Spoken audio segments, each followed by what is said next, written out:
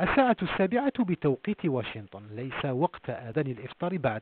كان ثمة متسع من الوقت أمام هؤلاء المسلمين للاستماع إلى شروحات من الحاخام جيفري حول محتويات المعبد وتقاليد أداء الصلوات في الديانة اليهودية والأعياد والمناسبات ورمزية بعض الأشياء التي كانت بالمكان.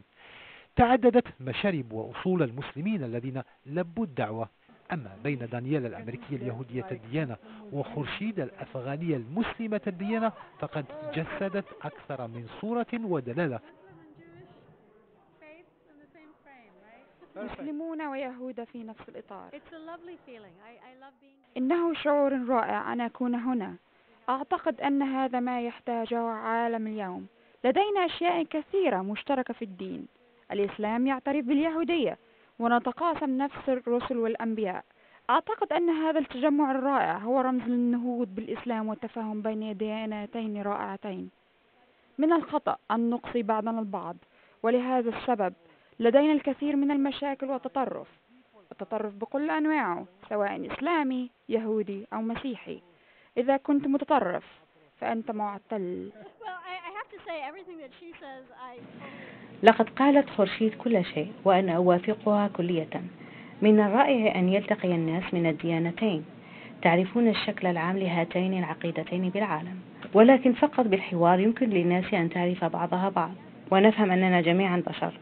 الإسلام واليهودية يشتركان في الكثير من الأمور.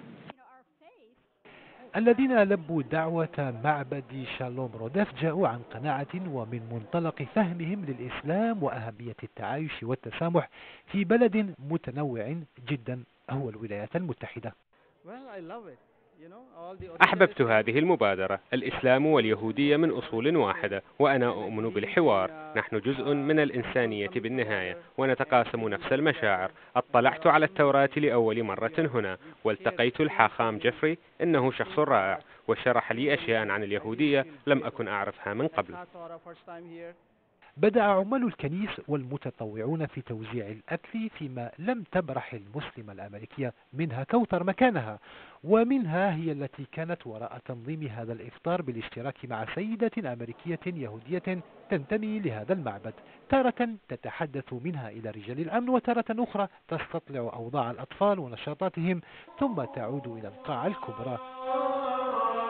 موعد أذان المغرب والإفطار.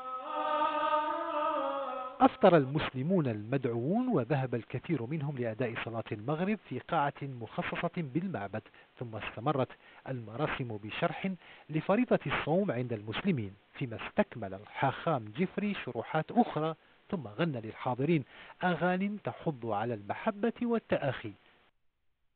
أما صاحبة الفكرة والمبادرة المسلمة الأمريكية منها كوثر فقد تمكنا أخيرا من مقابلتها لشاشة اليوم على الحرة.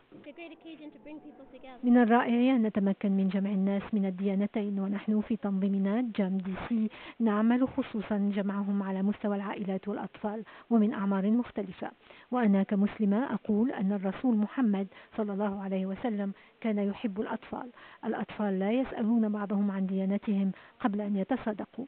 المسلمون واليهود كانوا قرون طويلة أصدقاء، ولكن خلال القرن الماضي وبسبب السياسة تراجع الأمر، ونقول اليوم أن السياسة ما زالت تحكم الأمر، فدعونا نذهب أبعد من السياسة. مواعيد أخرى وعلاقات أخرى بين الأمريكيين اليهود والمسلمين نتجت عن هذا الإفطار، وتصر منها ومن معها على مزيد من المثابرة. وتمنى الجميع أن تتكرر مبادرة كهذه. خليل بن طويلة لليوم على الحرة من فيرجينيا.